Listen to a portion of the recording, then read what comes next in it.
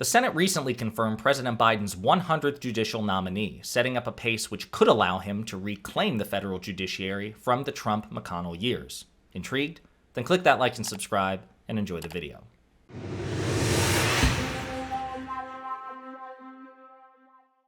All right, folks, we are here to celebrate yet another win by President Joe Biden and the Democratic Party. And this is also proof, for those of you who have any doubt, those of you who are cynical or terminally online or privileged, that elections do matter, believe it or not. I know sometimes it's hard to perceive that because we don't always feel the heaviest of direct impacts in our day-to-day life. A lot of this stuff, like the judicial process, the legislative process, the executive process, it goes through so many filters. It's done very often behind the scenes that there's like a delayed impact, right? Like a law passes and we won't feel its implications for 6 months or a year or 2 years, right? And it's been filtered and trickled down in so many ways, sometimes you hardly even notice. But the fact of the matter is elections do matter. And this last election in particular mattered quite a bit.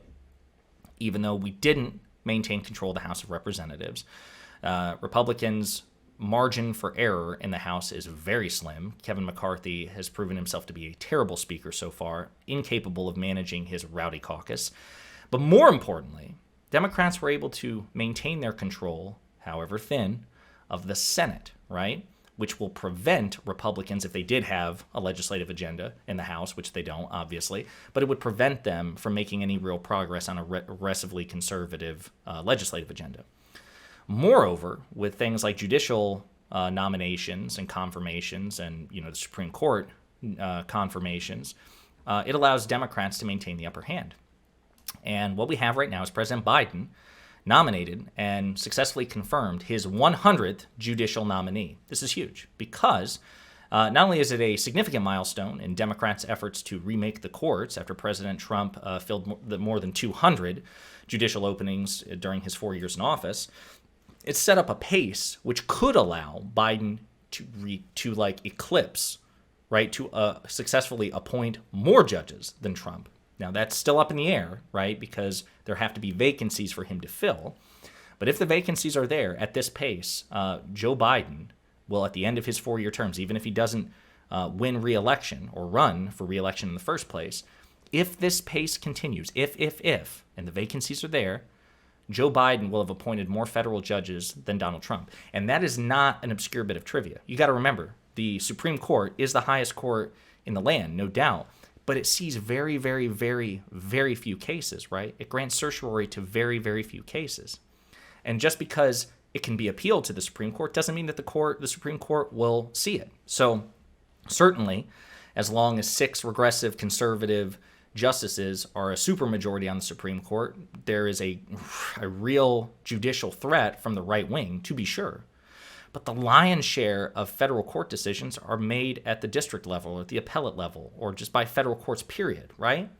So the more progressive or liberal or left-leaning judges that Biden can cram into these vacancies, the better it will be for everybody in this country, including, ironically, the vast majority of conservatives who flourish better, who do better under a more socially progressive agenda.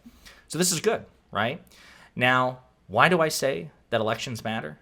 Because you're thinking to yourself, well, Biden's already elected. What the hell does this have to do with, you said, the last election, right? Okay, well, they were confirming judges before the last election. Here's the thing, though. Not only did Democrats, if you remember, technically keep their majority, they technically expanded it, right? We actually flipped a Senate seat. Even though Kyrsten Sinema is an independent now, she still caucuses with the Democratic Party, and that doesn't look like it's going to change anytime soon, as annoying as she is. So that's good for us, right? Joe Manchin and Kyrsten Sinema, as frustrating as they can be, they approve Joe Biden's judicial nominees, right? They approve it. They help rubber stamp those nominees. And because we are no longer a 50-50 Senate, in which the vice president, Kamala Harris, will break a tie, because it's now 51-49, that means we don't have to take every judicial nominee to the floor for a full vote. That means we don't have to, there's a hurdle that we don't have to cross now. So asked recently if Democrats expect to top Trump's total of 234 judges over 4 Biden years, Majority Leader Chuck Schumer said yes. The New York Democrats said the midterms election helped their cause, after the party defied odds and gained a seat, stripping Republicans of the ability in an evenly divided Senate to make them jump through an extra hoop to bring a nominee to a floor vote. We made it easier with a 51-49 Senate. For some reason, I've just recently become illiterate. In my excitement, I guess, over President Biden's successes here. We made it easier with a 51-49 Senate, Chuck Schumer said in his Capitol leadership office. He acknowledged, however, that Biden will need plenty of judges to retire from active service over the next 2 years in order to have enough vacancies to fill. There will be a bunch, Schumer said. If the pattern works out, we could get there. So there's some more that I want to talk about here in a second because it's also kind of sticks it to Republicans in a way. But again, right now, in order to maintain the pace, federal judges currently on the bench have to retire. If they do, the vacancies are there. The Senate will confirm them at a pace, and by the end of 4 years, Joe Biden will have planted more Democratic-approved judges than Donald Trump did Republican judges, which is great because if you may remember, Mitch McConnell, who was called the Grim Reaper of legislation when he ran the Senate, his one mission in life, was to cram every vacancy with a right-wing, regressive, conservative judge. That was his life's mission. Meaning if this continues, Joe freaking Biden is basically, this is not his life's priority, right? This is important to President Biden to be sure, but this isn't his single-minded focus, nor is it Chuck Schumer's. This is one of many goals. But if the pace continues, Chuck Schumer and Joe Biden will have defeated Mitch McConnell at Mitch McConnell's life purpose. Guys, think about that. We will have demoralized the Grim Reaper, the eldritch abomination of the Senate himself, Mitch McConnell. And that alone should hype all of us up. The schadenfreude alone should animate us. But we'll see what happens. The retirements may not be there. One thing that the article mentions and it reminds me of is one snag for Democrats is the blue slip tradition, which allows home state senators to block district court judge nominations. Republicans eliminated the rule for circuit court nominees when it became an obstacle. Now some progressives are pressuring Democrats to end it for district court nominees as well, to remove a barrier for Biden to fill judicial vacancies in red states. Durbin has resisted the idea but warned GOP not to abuse the rule. So this is a big one. So the blue slip rule effectively allowed Republicans on the Senate Judiciary Committee to block presidential nominations, basically like a veto, like, hey, look, I don't want this guy. Pick somebody else, and then we'll have a vote. And then under Donald Trump, when Democrats opposed some of Trump's nominees, Republicans in the Senate said, you know what, we're yanking the blue slip away. Donald Trump can nominate whoever the hell he wants in whatever state he wants, even if it's your state, and you don't get a say in it except to vote. Okay. Then, of course, they lost the Senate, and Democrats retook the Senate, and then Republicans were upset that they could no longer use their blue slip veto against President Biden's nominees. And Democrats, kind of, including Sheldon Whitehouse, smugly pointed that out. Like, hey, you guys broke the rule. I love that. I love that Democrats didn't reimpose the rule. I love that they were willing to play by the Republicans' game. Now, I kind of want the Democrats to do the same thing for district judges as well.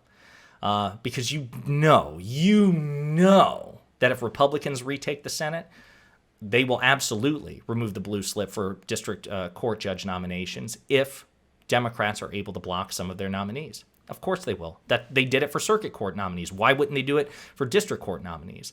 So I'm hoping that Durbin carefully considers this, right? I understand not immediately rushing into the breach, but Durbin should be more than willing to play by Republican rules because, again, if and when the Senate flips eventually to the Republican Party, they will not allow a blue slip veto to get in the way. And certainly if Mitch McConnell's still there, like if he still clings to life or undeath or whatever he's in order to lead the Senate the next time Republicans take power, and Democrats use their blue slip veto to keep him from retaking the judiciary a second time, he'll get rid of it. So Durbin should think about it very carefully. Again, rules and traditions only matter if they're reciprocal. Republicans have proved again and again and again and again and again that rules are not reciprocal. They will follow them only as long as they're convenient. And the moment they become inconvenient, they will casually discard them. So Durbin should be willing to as well. Anyway, this is great news for President Biden and the Democrats, and proof once again that elections matter. Thank God we flipped a Senate seat in this last election. And hopefully we will see the Democrats remake the federal judiciary in a liberal, progressive way, which will benefit the majority of Americans, including, ironically, again, most conservatives. Hey you! Thanks for watching. If you liked the video, and I hope that you did, please hit the like and subscribe buttons below. And if you absolutely hated the video, the best revenge for you is also to hit the like and subscribe buttons below. That'll teach me.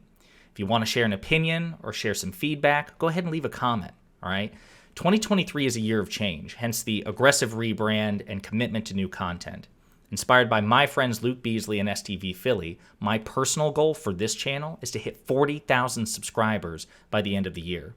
So I'm hoping you'll do me a solid by spreading the word and the videos to potential fans and hate watchers alike. And in the meantime, we'll be pondering politics again with you very soon.